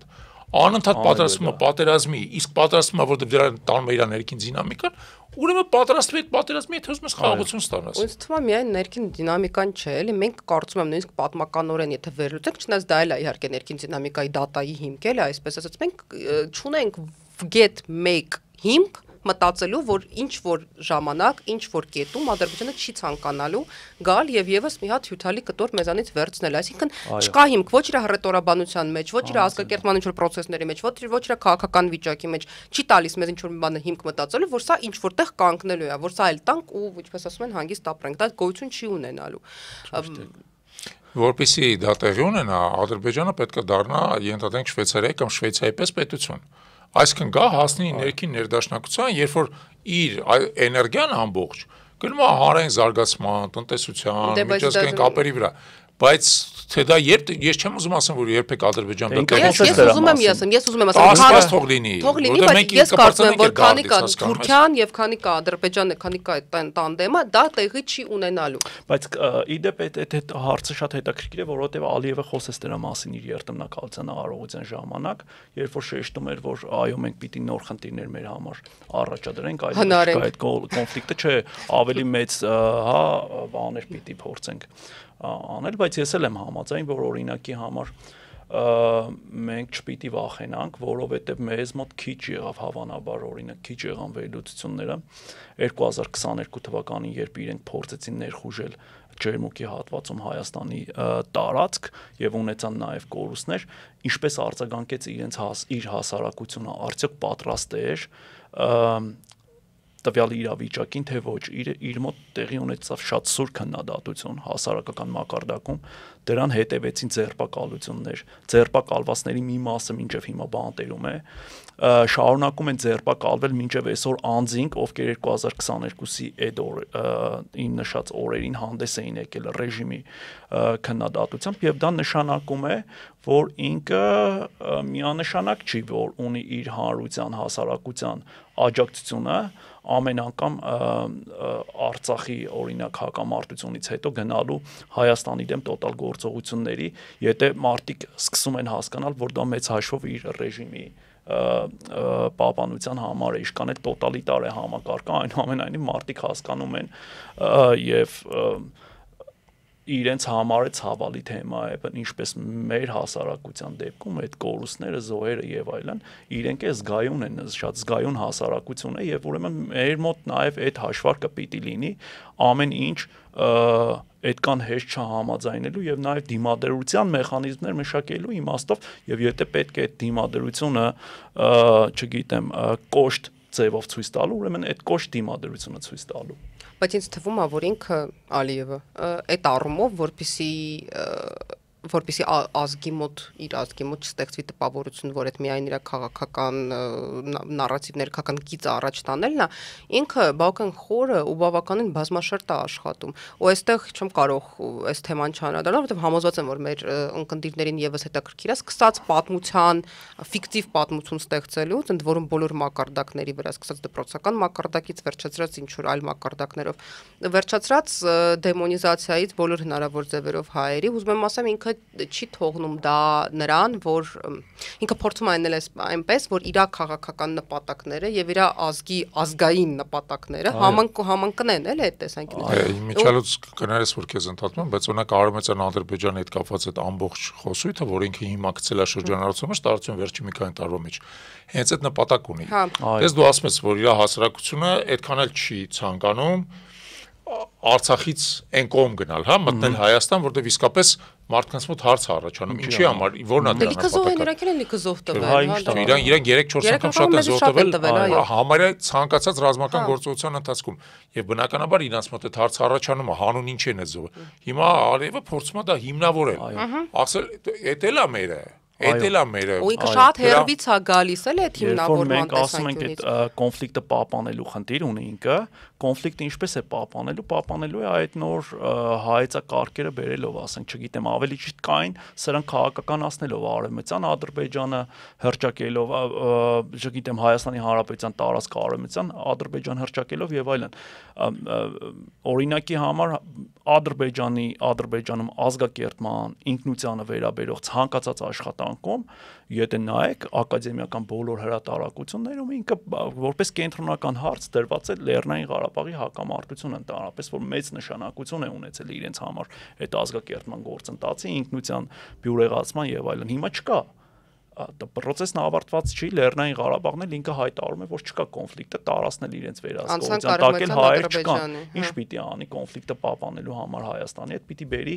Արևմտյան Ադրբեջանի այդ հայեցակարգը, Հայաստանի Հանրապետության տարածքը հրճակի պատմական Ադրբեջան, Արևմտյան Ադրբեջան կոնֆլիկտը պահպանելու համար, բայց նորից խնդիրը հասարակության մեջ է, որ այդ հասարակության համար դեռ ինքը չունի այն ընկալելիությունը, ինչ ուներ Լեռնային Ղարաբաղի հակամարտությունը։ Ես դրա մասին ուզում քեզ հարցնել էի։ Մենք դա անվանում ենք կենցաղայնացում։ Հասարակությունը ոնց է անցալու։ Մենք դա անվանում ենք կենցաղայնացում։ Մի հատ արի հարցնենք, էլի հարցնենք։ հարցնենք։ Հասարակությունը ոնց է այդ կոնցեպտը անցալում։ Դրա մասին կան ուսումնասիրություններ հենց ադրբեջանցիների կողմից արված, օրինակ ուսումնասիրողներից մեկը, որ անդրադարձել է այս խնդրին, Բերուս Սամադովը, որ սովորում էր Չեխիայում, հիմա գտնվում է Բաքվի բանտերում, մինչև իր կալանավորվելը մի կարճ հոդված էր գրել սրա մասին, որ ինքը չնայած բերել է այդ նոր հայեցակարգը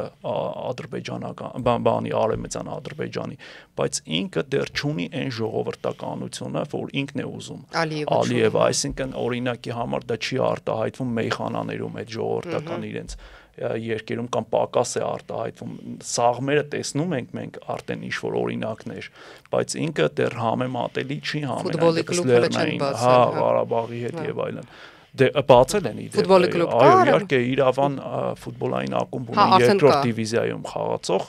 Զանգեզուրություն են, կոչվում է Իրավան, իրենք այդ ֆուտբոլային դիվանագիտության ընդհանրապես սպորտի օգտագործումը շատ հետաքրքիր է։ Մենք է պետք է անենք։ Իրենք բերեցին, չէ, ինչ արեցին նախ այդ Ղարաբաղը ստեղծեցին, որը սկսեց խաղալ Չեմպիոնների լիգայում, այսինքն դրա միջոցով ցույց տվեցին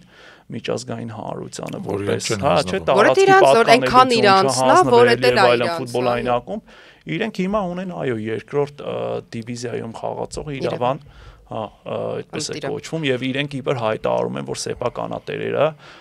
Երևանից գաղթած ադրբեջանցիներին հիմնավորելու համար թե ինչի է հայտնվել ուրեմն ֆուտբոլային ակումբի վրա այս անվանումը։ Արտոմ այդ է ուզում նաև հարցնել, դե մենք հասկանում ենք, այո, որ կան դեռևս բնականաբար կենթանին են ադրբեջանցիները, որոնք որ ապրել են նախկին Լղիմի տարածքում, հա, Արցախի տարածքում, բայց կան նաև ադրբեջանցիներ, որոնք ապրել են այս մասերում, չէ, Հայաստանում, իրանք այդտեղից գնացել էին, մենք գիտենք այդ պատմությունը։ Այդտեղ դա փորձում է ինքը էլի միավորել, այսպես ասած community ստեղծել իրանցից, որպեսզի պահանջատիրությունը առումով ձևակերպվի։ Եթե դուք նայեք սոցիալական ցանցերը, ցանկացած գյուղի անունով այդպես էջ կա, ասենք օրինակ մտեք բան արեք, Նռնաձոր գյուղ կա, չէ, Մեղրիում, ասենք կգտնեք բանը Նյուվադիի համայնք, ասենք իրենք ունեն հասարակական կազմակերպություն, իրենք ունեն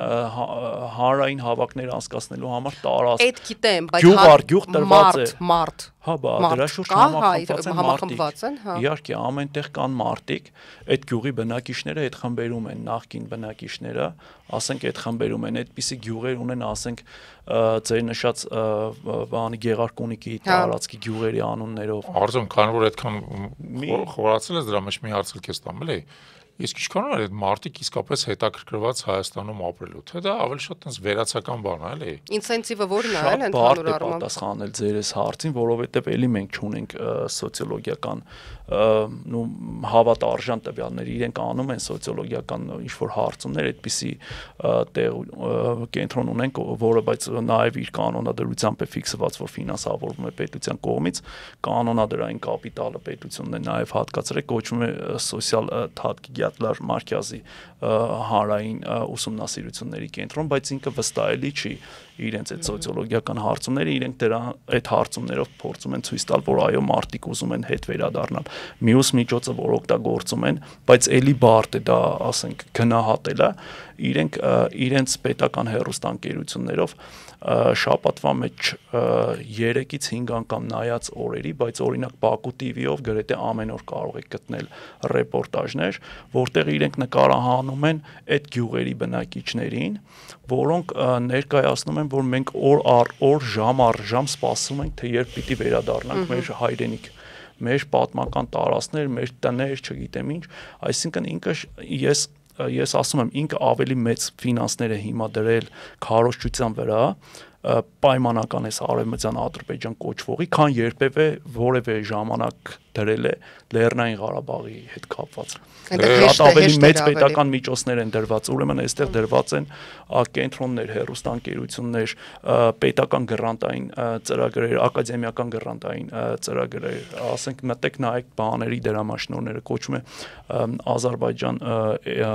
Elm ֆոնդու Ադրբեջանի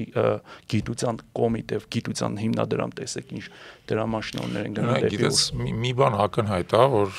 Ալիևին պետք է ամեն գնով կոնֆլիկտի շարունակությունը հիմնավորել։ Իհարկե։ Ընդ որում ինքը խնդիր ունի, որտեղ վստահ մենք ունենք վարչախումբ, որը ընդհանրական անընդհատ խաղաղասիրական բանից է հանդես գալիս, հա։ Այսինքն շատ դժվար է ավանդարապես կռվել մի մարդու, որ ասում Չէ, դու ապտակում ես ինքը մյուս թուշնա դեմ տալ, այդ թուշն է ապտակում ինքը մյուս թուշնա։ Այնքան, այսինքն նույնիսկ իր հասարակությանը դա ինչ-որ չափով պետքա զինաթափի, ուտեղ ինքը նոր բան է մտածել, որ չէ, այնուամենայնիվ, ահա, տես մի հատ էլ մենք խնդիր ունենք, դա Արևմտյան Ադրբեջանն է։ Եվ որը ցույց է տալիս, որ եթե մենք չենք ուզում, որ մեր երկիրը դառնա Արևմտյան Ադրբեջան, առնվազն պետքա հասկանալ Ալիևի մտայնությունը եւ պետքա հասկանալ ինչու է դա ինքը անում։ Բայց ինձ թվում է դա միակ պատճառը չի։ Ինձ թվում է, որ ես ուղղակի տրամաբանորեն եմ հիմա ասում, ոչ թե հետազոտական տեսանկյունից, ինձ թվում է, երբ որ դու ունես կողքի երկիր, որը ընդհանրապես միշտ եղել է թշնամական, հա, եւ քեզ երբևիցե չի համաձայնել ինչ-որ բաների։ Մեկ էլ եկավ ինչ-որ մեկը, որ ասում է, էս էլ վերցրու, էս էլ վերցրու, էս էլ վերցրու, հիմա ինչ եկավ եւ այլն չեմ խորանում, էլի, բայց սենց է եղել։ Փորձենք հա կարելի մի կողմից ինքը այդ թշնամու բանն է կերտում, որը բնականաբար իր քաղաքական բանի տեսանկյունից իրան ձեռք կտալիս, մյուս կողմից էլ փորձենք, ստացվի, չէ, ոտքով կգանք էքսպանսիայի կենթարկենք, ինչի՞ չէ, որ ինչ վատ է եւս մի կտոր չաղլիկ կապել։ Բայց կենտրոնական հարցը մնում է թշնամության պահպանելը։ Ես դրա համար եմ մի անգամ գրել, որ անգամ եթե մենք Երևանը զիջենք մայրաքաղաքը տեղափոխենք Գյումրի, իրենք չեն գնալու խաղաղության։ Իրա համար շատ կարևոր է այս թեման։ Ուրեմն մի հատ կարևոր բան կա, ես լրացնեմ արդյոք մի ասացել եք նայես որ ընդհատեցին այն։ Այսօր այստեղ գալուց առաջ նորից ստուգում եմ թվերը, ես նայում եմ այդ ամեն ինչի նաև տնտեսական տեսանկյունից։ 10 տարվա ընթացքում Ադրբեջանում մի շնչին ընկնուխանան փաստացի չի փոխվել։ Ինքը նվազել է, հետո աճել է։ Հիմա կանխատեսվում է նվազում։ Հիմա նվազում է կանխատեսվում, տնտեսական աճը նվազվել։ Նվազում է կանխատեսվում, տարվա սկզբից 0% աճը ֆիզիկական, իսկ եթե նոմինալը վերցնենք, անկում է, որտեղ դոլար բանա տեղի ունեցել, նավթի գազի գների անկում է։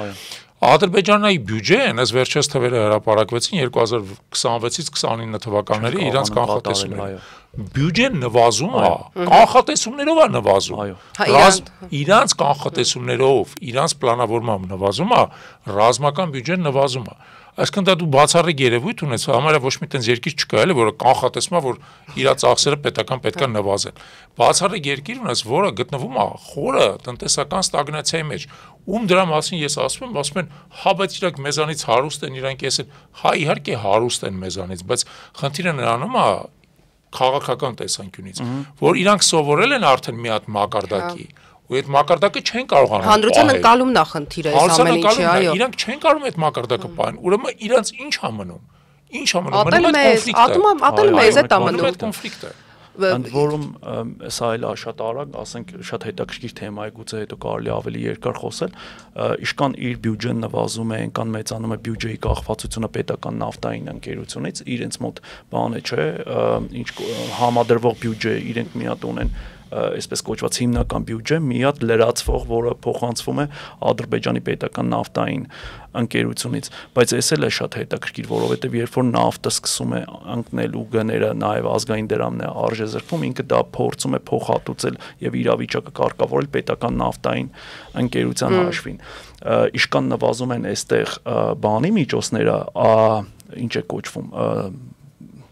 իրենց վերահսկողության այդ ֆոնդը ընդհանրապես քիչ է ուսումնասիրված Սոֆազա կոչվում ֆոնդը իրանց պետական նավթային ոչ թե հա պետական նավթային ընկերություն սոկա ռուկա ֆոնդ որը Սոֆազա այո ընկերությունը իրենք ունեն ոնց որ կառավարելի միջոցներ եւ ունեն միջոցներ, որոնք երկարաժամկետ բանի տակ են ներդրումների ու սա էլ օրինակ սրա մասին շատ քիչ է խոսում, թե ինչպիսի կախվածությունների մեջ է դնում այդ Սոֆազը Ադրբեջանին։ Օրինակ քանի հոգի է նայել, թե իշքան է մասնաբաժինը Ռուսաստանում արված երկարաժամկետ ներդրումների, ասենք իրենք օրինակ ունեն Մոսկվայի կենտրոնում անշարժ գույքի մեծ քանակ պահպանելու համար իր արժեքը ու դա ինչպիսի կախվածությունների մեջ է դնում Ադրբեջան թե Ռուսաստանից օրինակ թե Միացյալ Նահանգներից փորձում շատ մեծ մասնաբաժին հենց Ռուսաստանում է անշարժ գույքի տեսքով, ասենք, եթե նայեք մասնաբաժինները, թե ու շատ արագ པարզ կդառնա, թե ինչպիսի մակարդակի կախվածություն ունի։ Բայց ինչու՞ որտեղ ինվեստիցիայի կողմից դա դարապես բան չէ։ Երկու պատճառ կա։ Մեկը ներդրումները կոնսերվատիվ են որպես կանոն, պահպանողական ներդրումներ են, երկրորդը դիվերսիֆիկացիա։ Բայց Եթե դիվերսիֆիկացիա է անում, ներդրումների մի մասը պետք է լինի Միացյալ Նահանգներում, մի մասը Եվրոպայում, մի մասը Ռուսաստանում, մի մասը մեծ մասը Ռուսաստանում է, տարօրինակ դիվերսիֆիկացիա, շատ մեծ զգալի շոշափելի տոկոս կա, երբ որ դուք նայեք այդ երկարաժամկետ բաներով, ներդրումներով Ռուսաստանին բաժին ընկնող, ինքը ունի միջոցներ, որոնք կառավարելի են, այսինքն այդ կառավարելի միջոցներն են սկսում պակասել, իշքան դրանք պակասում են, այնքան ճգնաժամային է դառնում իրենց համաիրավիճակը։ Մյուսը երկարաժամկետ ներդրումներն են, որոնք պետությանը դնում են կախվածության մեջ։ Թվացial ինքը լավ բան է, բայց մեծ կենտրոններից դնում է կախվածության մեջ։ Նույնքերպ իմիջած լրացնելով ասեմ։ Պատժամիջոցների բան է ինքը տեղով։ Շատ մեծ ներդրումներ ոչ թե Սոֆազի, այլ Սոկարի, իրանց պետական նավթային ընկերություն Թուրքիայում են արած։ Հա, նաև Թուրքիա։ Որտեղ օրինակ նավթը, որը հոսում է Թուրքիա, այնտեղ վերամշակվում է, ստանում են, ասենք, բենզին, դիզելային վառելիք բան, դա Սոկարի նավթավերամշակման գործարաններն են, որոնք Թուրքիայի տարածքում են։ Նաև Վրաստանում ունեն։ Վրաստանում ունեն Թուրքիա։ Դե Վրաստանը իրենց համար ռիսկ չի որպես այդպես։ Բայց Թուրքիան ռիսկային է, այո, իհարկե։ Իհարկե, Թուրքիան ռիսկային է։ Ես մի քիչ սկսեցի դրանից խոսել, պատմությունից, բայց ոնց որ չշարունակեցինք, բայց ինձ թվում է մեր ընկերները մեզ չեն ներել, եթե մենք մի քիչ այդ դրան չանդրադառնանք, շատ հասարակ ձևով կտամ ես այդ հարցը։ Իրանք հավատում են նրան, ինչ որ իրանք պատմում են։ Նրա մասին, որ մենք եկել ենք Հնդկաստանից, այն մասին, որ մենք այդտեղ գոյություն չենք ունեցել, որ սա միշտ ալբանական է, որոնք հին ազգի են, որ ասենք Էջմիածնից սկսած, չգիտեմ ես ինչով վերջացրած Իրանի բոլոր բաներով եւ այլն, իրանք են սարքել ու կառուցել այդ ամեն ինչին, այն որ քարտեզների վրա Հռոմի քարտեզի վրա հին մենք ենք մեզ ավելացրել, որովհետեւ փող ենք տվել ինչ որ մեկին լավ կլների հարցը։ 4 հատ քարտեզա բոլորի վրա մենք ենք բանարել, հա փողը տվել ենք։ Ոնց է դա իրանք դրան հավատում են, հա ես տենց հանրային ձայնն եմ ուստեղ հա բանանում էլի հա։ Չէ, այսինքն փորձենք էլի տարիքային, այսինքն իմ ծնողների սերունդը 50-ական 60-ականներին ծնվածները քիչ որտեղ հիշում են, որովհետեւ հավատում, մանավանդ ովքեր խորհրդային շրջանի կրթություն ունեն, բայց իրավիճակը լրիվ այլ է, եթե փոխեք տարիքային, ուրեմն բաները, շեմերը, իշքան ավելի երիտասարդ դեպի շեմին մոտենակ, այնքան ավելի ուրեմն մեծ է այդ հավատալու տոկոսը, չնայած պիտի դրամաբանորեն հակառակը լիներ, որովհետև այս բաց աշխարհում չէ համացանցի, այս հասանելիության պայմաններում կարելի է ուսումնասիրել, բայց սա չէ։ Իրենց մոտ այո հավատում են։ Ես շատ մի ծիծաղելի օրինակ բերեմ, ես սովորաբար համասարանում եմ սա պատմում։ Բանի ժամանակ, կոവിഡ്ի ժամանակ, երբ որ իրենք անցան առցանց դասավանդման համակարգի, մեզպես դպրոցների, եւ ուրեմն կարելի էր մտնել, ինչպես մենք ունենք, չէ, դասարան կետերի, եւ այդ ժամանակ նաեւ հասանելի տեսահոլովակներ էին դրվում, կարելի էր այդ ամենաառաջին этаպում, երբ որ տեխնիկական բաներ ունեն, լյուկեր կարելի էր մտնել նայել թե բանը ինչ է պատմում, բանը ուսուցիչը ինչ է պատմում տվյալ պահին, մի շատ հետաքրքիր օրինակ, որ ապշեցուցիչ էր ինձ համար, իշքան էլ ծանոթ եմ ադրբեջանական բաներին, զեղծարարություններին, ուրեմն պահել է իր ձեռքում երկու գիրք, ասում է ուրեմն Նիզամի Գյանջավիի է պատմում, Նիզամի Գանձակեցու ստեղծագործությունները, դասը դրան է վերաբերում։ Որ իրենք էլ իրանցն են հավանում իհարկե։ Այո, ցույց է տալիս ադրբեջաներենը որպես բնագիր, ասում է սա այլ պարսկերեն թարգմանությունն է, հակառակն է, պարսկերենը բնագիրն է, ադրբեջաներենը թարգմանվել է։ Պարզ է, չէ, որ ուրեմն այդ դասանում նստած աշակերտների մեծ մասը դա ընկալում է, եթե ոչ բոլորը որպես իրականություն, ու հետո շատ ավելի դժվար է իրեն համոզելը, որ գիտես Նիզամի Գանձակեցին բնագիրը պարսկերեն է, ձեր ուսուցիչը խապել է, որ ասում է բանը բնագիրը ադրբեջաներեն է, ուրեմն բայց թարգմանել են նաև իրանցիները պարսկերեն։ Այդ ես հասկանում եմ, այն որոնք հին իրանական քարտեզներ են վերցնում, որի վրա գրած Ադրբեջան ու ասում են մենք ենք տեսեք, այդ մենք այդ էլ եմ ես հասկանում։ Ոնց հնարելը զուտ հռետորաբանության եւ դրա ռոպագանդայի տեսանկյունից մի քիչ ավելի հեշտ է, հերքելը ավելի դժվար է։ Հիմա մենք մի ազգ ենք, որը հիմա բան չլինի, բայց ունենք դարերի, տասնյակ դարերի պատմություն։ Այդ հերքելը ոնց է էլի, ասենք տեխնիկապես, այն ինտերնետ կա, բան կա, զուր աշխատանք է մեր մոտ, եթե մենք իրանք որ դա անում են, իրանք հերքում են մեր ամբողջ գոյությունը։ Ոչ թե մերն են հերքում, այլ իրենք կեղծիք են տալածում, մենք ենք ստիպված հերքելու։ Չէ, ես համաձայն չեմ, իրանք երկուսն էլ անում են, եթե իրանք մենակ իրանց են, իրանք ոչ միայն հնարում են իրանց, իրանք հերքում են մերը։ Արի մի հատ դրան նայենք մի քիչ ուրիշ ոնց որ բանից էլի տեսանկյունից, տես Քոչվորների սերունդը, ժամանակակից ադրբեջանական ազգը, հա, որը բոլորս գիտենք, հա, թուրքական ցեղերը ծագել են Ալթայից, հետո աշճանաբար սկսել են տարածվել, եկել են հայտնվել են այս տարածաշրջանում։ Հա։ Ուրեմն, բայց դա ինքնին որպես այդպեսի խնդիր չի, որ իրանք քոչվորն եղել։ Խնդիրը նրանում է, որ ապրելով այս տարածաշրջանում, իրանց մոդելը հանրային կյանքի եղել է ինչում՝ իշխել տարածքում եղած նստակյաց ազգերի վրա, ներառյալ նաև հայերի վրա, իշխել, քամել, շահագործել եւ այլն։ Դրանում իրանք կենտրոնացել են առաջին հերթին ռազմական ուժի վրա, որովհետեւ դա է եղել գործիքի իշխանության, բայց չեն կենտրոնացել մշակույթի վրա, չեն կենտրոնացել արվեստի վրա, չեն կենտրոնացել գիտության վրա, քաղաքաշինության, քաղաքն էլ չունեն, չէ՞։ Ինչ տրամաբանական է, այո։ Հիմա եկել է այն ժամանակը, երբ որ աշխարհում այդ ամեն ինչը սկսել է գնահատվել, եւ իրանք մեկ էլ բարձել են իրանք իրանց համար, որ բոբիկ են։ Այն ժամանակ հոտենց չեն մտածել, նրանք մտածել են, որ ուժի իրանք են, որ հիմնական բանը ուժի գործոնը իրանց ձեռքն է։ Հիմա մեկ էլ բարձվել է, որ այդ թրից բացի կամ ես նիզակից բացի, պետք է այն ժամանակ մշակույթ ունենալ, պոեզիա ունենալ, երաժշտություն ունենալ, քաղաքներ կառուցել եւ այլն, որ իրենք չեն արել։ Իրանք sense հուսահատ ճիքերով փորձում են այդ լրացնել, հասկանում ես, ու դու ոչ մի բան չես կարող դրա դեմ անես, ինչի, որովհետեւ իրանք այդ իրանց թերարժեքության կոմպլեքսը պետք է ինչ-որ ձևով հաղթարեն, հասկանում ես, իրանք փորձում են նաեւ մեր հաշվին այդ հաղթարեն։ Նույնիսկ գալիս են ասում են, հա, Ադրբեջան քրիստոնեության պատմություն եղել։ Չեն կարող ասել մենք քրիստոնյա ենք, այդ մի քիչ ծիծաղելի կլինի։ Չէ, դու կզարմանաս, բայց ասում են դե եղել են քրիստոնյա ալբանացիներ, ուդիներ իրանց բանն են եւ այլ։ Այսինքն դա իրանց թերարժեքության վերապրման եւ հաղթարման process է, որը գնում է, ու դու դրա դեմ ոչ մի բան չես կարող անել։ Ես հասկանում եմ դա, ես հասկանում եմ, որ դա այդպես, ես նաեւ հասկանում եմ շատ լավ, որպես այդ մասնագետ, որ ամեն ազգ ունի իր ռոպագանդան, ու ամեն տեղ այդ ռոպագանդան երբեմն բավականին հեռու է իրականությունից, այդ նորմալ է, ու դրանից պետք չի ասենք նեղվել։ ստեղ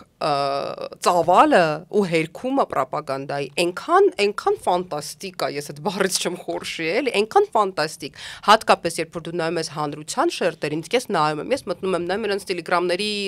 ալիքները, դրանց կոմենտարից բարբերաբար այնտեղ հայտնվում եմ իմիջիալոց նայում եմ ոնց քննարկում եւ այլն, դա տեղի ունենում, ու նայում եմ իրանք ինչեր են գրում, կամ ասենք մարդիկ իրանք մասին, օրինակ կար բավական մեծ տենց բլոգ, որտեղ այդ աղջիկը իրական պատմեր, որ ինքը իրականում եղել է ալբանացի իրաց ինչ որ ես իմ ով ու էջմիածին են ստեղ սարքել, հետո ես իմ դադիվանք են սարքել, հետո չգիտեմ ինչի որոշել են դառնան ադրբեջանցի եւ այլն։ Ես ուզում եմ ասեմ, որ այսքան մեծ աշխարհում, որտեղ որ դու որտեղը բացես Վիկիպեդիայից սկսած ամենապրիմիտիվն եմ ասում, այլ աղբյուրներով գրածա որ չէ, այս սենսա նույն Հայաստանի մասին իրան հաջողվում է ու ես որոշակի նույնիսկ գնահատում եմ իրականում դա ես արդյոք իսկապես գնահատում իրան հաջողվում է իր ազգի մեջ շերտերին պահել այդ նարատիվների մեջ բացատրում եմ ինչի որովհետև այլապես իրանք պետք է ընդունեն որ թերարժեք են հասկանում որոնք հոգեբանորեն գիտեն որ են ստում են որոնք պատրաստ են դրան հավատալ իրանք պետք է ընդունեն որ թերարժեք են արժեք չունեն բայց ինչի է Ամերիկան մի քանի 100 տարեկան է բայց Ամերիկայի նվաճումները միամատ է Ադրբեջանի նվաճումները Ամերիկան երկու համաշխարհային պատերազմ ես տեխնիկապես ուղղակի ասում եմ, որ ահռելի աշխատանք կատարած, որը աշխատում է։ Մի հատ հետաքրքիր բան էլ կա էլի, որ պետք է բան անենք, ինքը իհարկե նաև այդ, որ ինքը հասկանում է եւ այլն, մյուսը անգամ եթե հասկանում է, բնականաբար քարոզը արվում է, այստեղ կա նորից այդ խորհրդային ժառանգությունը քննարկելու խնդիր, այսինքն այդ պրիմորդիալիստական տեսությամբ հողը նրանն է, ով ավելի հին է այսինքն բնիկության այդ տեսությունների եւ այլն խնդիրը կա իրենք ինչ են հիմա ես օրինակ այդ իմ ալիքում դրել էի իմ Կիրակ Նորյան տերցանության շարքը սկսվեց մի հոդվածով Ուրի Ռոզենբերգի որը այսպես էր մոտավորապես վերնագիրը թե արդյոք նախամարտը եղել է ազերի նացիոնալիստ ազերի ազգայնական որովհետեւ Գոբուստանի թանգարանում 15000 տարվա հնության բանը մարդու կերպարանք հիշեցնող ինչ որ պատկերը, որը երեխեքը պատահաբար անվանում են ասում են էսիշ մանկիա, կապիկի են նմանեցնում ու դա մեծ բան է բարձրացնում ուսուցիչներ ծնողներ ասում են ամոթ չեք անում մեր նախապապն էս ինչ եք խոսում,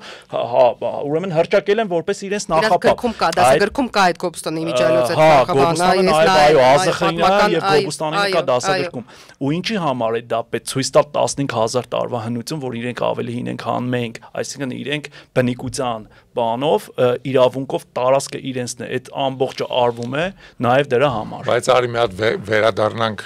այնտեղ որտեղից սկսեցինք ու դրանով ինձ թվում է ավարտենք այսօր։ Դե սկսեցինք նրանից, որ իրանք փորձում են հիմա հիմնավորել եւ ամրապնդել իրանց թուրքացման եւ թուրքական տեսություն, հա։ Ակնհայտ է եւ գիտության մեջ ոչ մեկ չի ընդունի, որ թուրքական էթնոսը Ադրբեջանում է առաջացել։ Չէ, այդ միշտ բան է արել այդ պարադոքսը։ Թուրքերը չեն պնդում, որ իրանք ստեղ 15000 տարի, հա։ Թուրքական էթնոսը եկել է, ու բոլորը գիտեն, թուրքական էթնոսը առաջացել է Ալտայում հիմնականում, հա։ Որտեղ իրանք գալիս են ամենաֆունդամենտալ հակասության մեջ։ Եթե իրենք թուրք են, ուրեմն իրենք եկվոր են։ Եթե իրենք տեղացել, ուրեմն իրանք դրա լուծումը կա։ Դրա լուծումը իրանք մոտ, որ իրանք միքս են։ Ուդիների ու